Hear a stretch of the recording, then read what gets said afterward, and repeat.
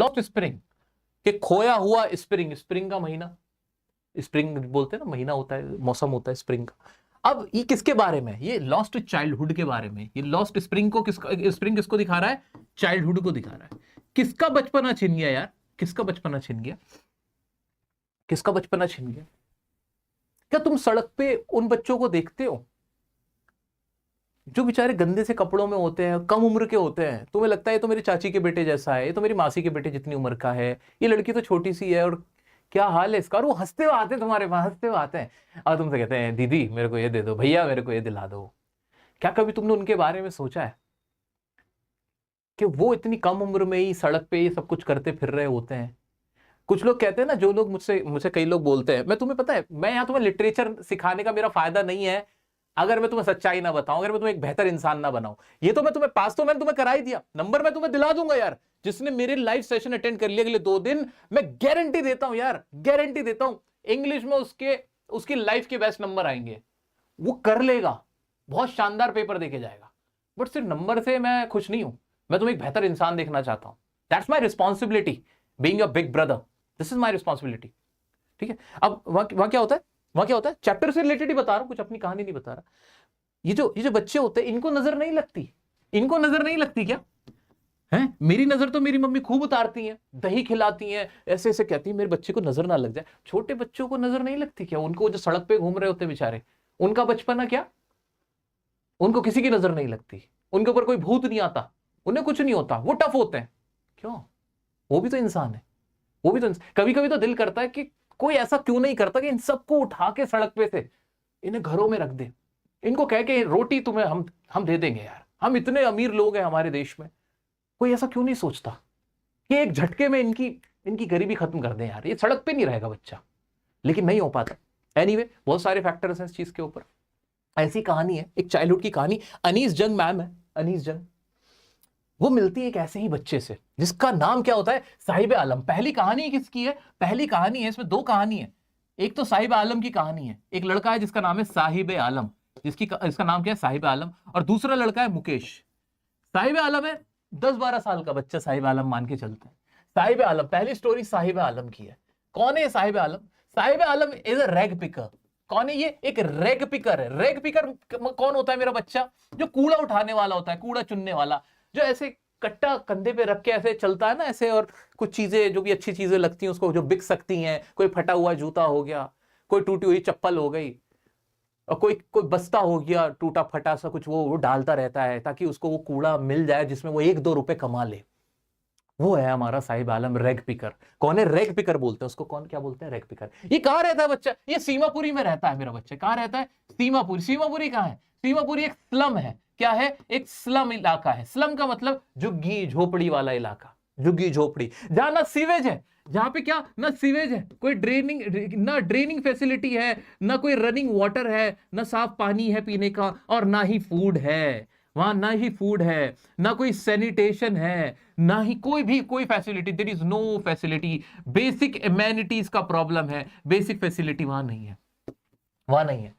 सीमापुरी एक ऐसा इलाका, दिल्ली का सीमापुरी इलाका है। अब सीमापुरी वाले बुरा मान जाएंगे कि हमें आपने स्लम बोल दिया, तो मैं आपको बता दूं, तुम्हारा भाई खुद सीमापुरी गया था। मैंने वीडियो बना रखी है इस चैप्टर पे, देखना जरा तुम, चैप्टर वीडियो बना रखी है लॉस्ट स्प्रिंग पे। तो मैं खुद सीमापुरी गया था, तो वहां के लोग ने मुझे बताया कि सीमापुरी भी 2 तरह की है, एक न्यू सीमापुरी, एक ओल्ड सीमापुरी है।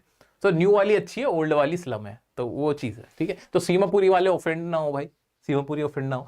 तो वहां पे सीमापुरी की एक स्लम है जहां पे ये सारी कोई फैसिलिटी नहीं है। बांग्लादेशी आके वहां पे रह रहे हैं, जो कि ढाका में 1971 में इधर उधर, जब वहां ढाका में क्या कहते हैं, जो हालात खराब हुए थे, वो यहाँ आके रहने लग गए थे सीमापुरी के अंदर। वो लोग वहां पे रहते हैं, गार्बेज उनके लिए क्या है, गोल्ड है। आ जाओ, अब मैं इसका तुम्हें लॉन्ग आंसर करा देता हूं। अब तुम्हें लॉन्ग आंसर ना बहुत ईजी लगेगा, अब तुम्हें वो लॉन्ग आंसर बहुत ईजी लगेगा। आ जाओ, साहिब आलम।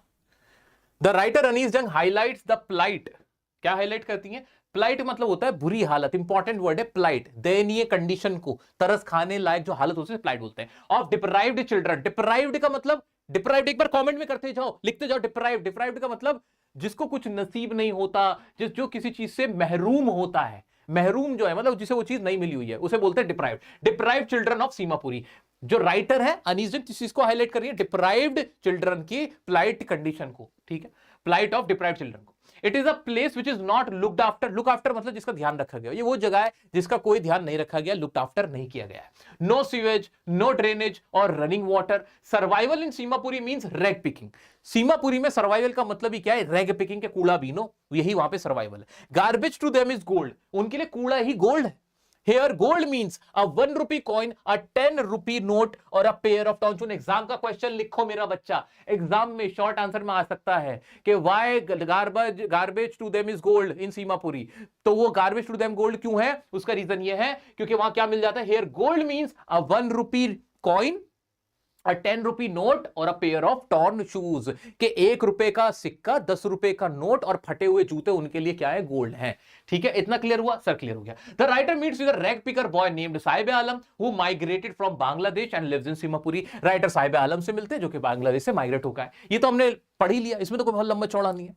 दे could hardly manage some food for survival, वो बड़ी मुश्किल से खाने का इंतजाम कर पाते हैं। दे could hardly manage food for survival. The writer find Sahib walking barefoot. Writer देखती है कि जो साहिब है ना वो नंगे पैर घूमता है। द जनरल एक्सप्लेनेशन, ये एक्सप्लेनेशन ऐसे मत लिखना, एग्जाम में पूरा लिखना एक्सप्लेनेशन। जनरल एक्सप्लेनेशन ये है, it is not lack of money but a tradition, कि ये कमी की वजह से नहीं पैसों की, ये ट्रेडिशन उनका रीति रिवाज है। However she is not sure, लेकिन राइटर श्योर नहीं है। One day the writer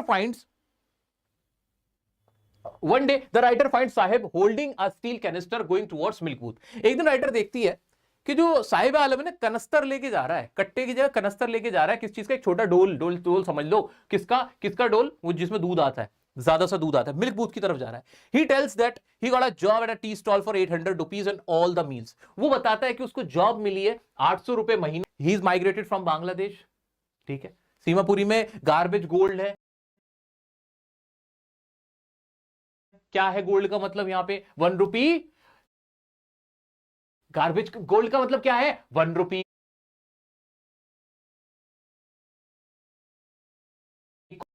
coin, 10 rupee notes और टॉन्चूस। इसी की दूसरी स्टोरी मुकेश की है। मुकेश कौन है उससे पहले देखते हैं हैजर्डस वर्ड का मीनिंग क्या होता है। डेंजरस, खतरनाक, हैजर्डस पढ़ते हैं इसको। डिंजी सेल्स क्या होते हैं? डर्टी एंड डार्क, मतलब छोटा कमरा जिसमें ना हवा है ना रोशनी, उसको बोलते हैं डिंजी सेल्स। फर्नेसेस, भट्टी को बोलते हैं पॉवर्टी, गरीबी। चाइल्ड लेबर, जो 14 साल से कम उम्र का बच्चा नौकरी कर रहा होता है, मजदूरी कर रहा होता है, उसको कहते हैं।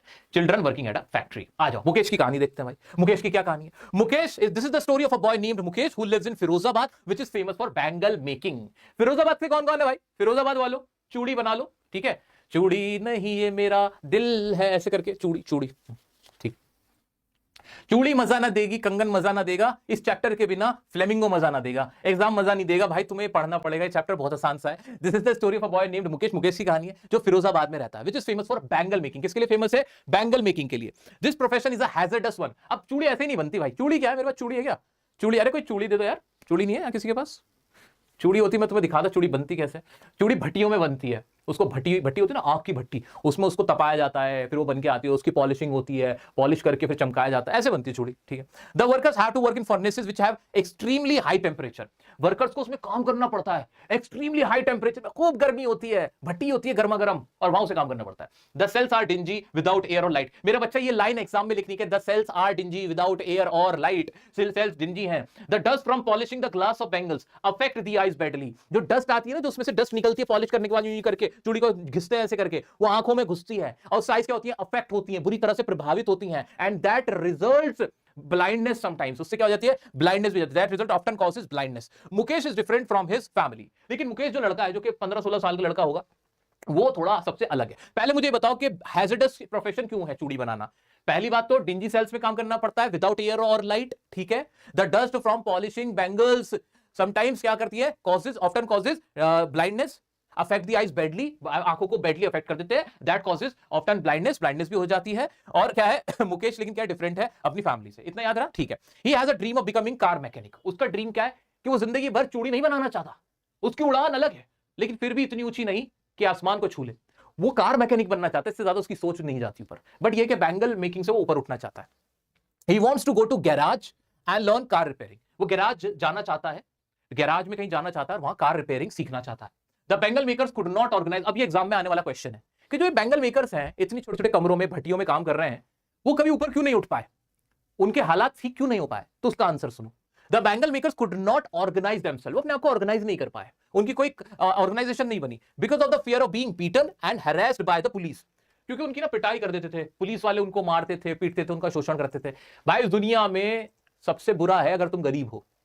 इस दुनिया में, मैं देश की बात नहीं कर रहा, मैं दुनिया की बात कर रहा हूं। गरीब आदमी मरता है, मर जाए, ये दुनिया अमीरों की है दोस्त, ये दुनिया का काला सच है।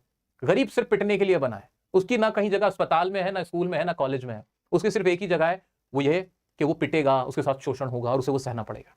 उसे ऑर्गेनाइज ही नहीं होने देंगे, उसको बांटते रहेंगे।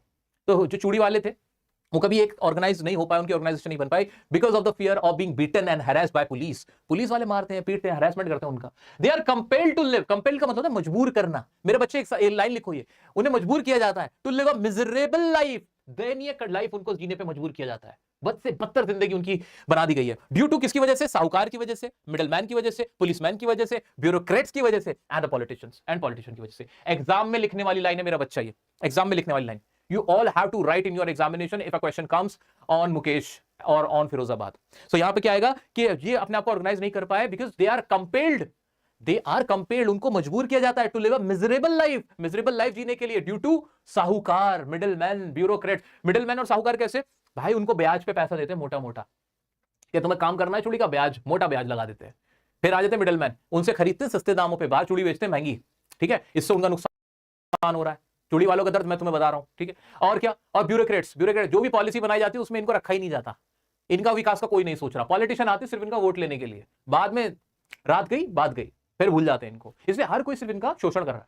पुलिस वाले आते हैं, इनको मारते हैं, पीटते हैं, और इनका ऐसे ही दमन किया जा रहा है। So they could not organise themselves because of the fear of being beaten and harassed by the police, and they have to live a miserable life due to the fear of साहूकार and bureaucrats, middlemen, policemen and the politician। ये सारी बातें इसमें याद रखनी है मेरा बच्चा, और इसमें बहुत ज्यादा कुछ नहीं है। मेरे हिसाब से तुम्हें ये सब कुछ याद हो गया होगा, ये सब कुछ अब याद रह गया होगा। कुछ इंपॉर्टेंट कीवर्ड्स देख लेते हैं। स्क्राउंजिंग मतलब खोजना, गार्बेज डंप्स कूड़े के ढेर को कहते हैं। पेरीफेरी आसपास का जो इलाका होता है, एज किनारा उसको बोलते हैं। टर्पोलिन प्लास्टिक तिरपाल, प्लास्टिक के तिरपाल के घर है, किसके? साहिब आलम का घर कैसा? तिरपाल का है, सीमापुर में जो लोग रहते हैं। डिवॉइड करना, किसी को वंचित रखना, ये डिप्राइव करके रखना, बात एक ही है। सीमापुरी की प्रॉब्लम्स क्या क्या देखी थी हमने? वहां सीवेज नहीं था, वहां पे रूफ्स है, कैसे रूफ्स है? टिन एंड टैर्पोलिन के रूफ्स है, विल्डरनेस है, वहां कोई आबादी नहीं है, बसावट नहीं है, सीवेज नहीं है, ड्रेनेज नहीं है, रनिंग वाटर नहीं है। ये अच्छे से देख लो, ये चार्ट अच्छे से देख लो, ये चार्ट चाहो तो लिख लो अपने नोट्स में, ये लिखो कि प्रॉब्लम्स ऑफ सीमापुरी क्या है। एग्जाम में मेन क्वेश्चन यही बनेगा एग्जाम में। अरे ऐड को यार, ऐड को करवा देना, कि ना ऐड का थोड़ा प्रॉब्लम हो रहा है बच्चों को, ऐड को कम करा दो, ठीक है।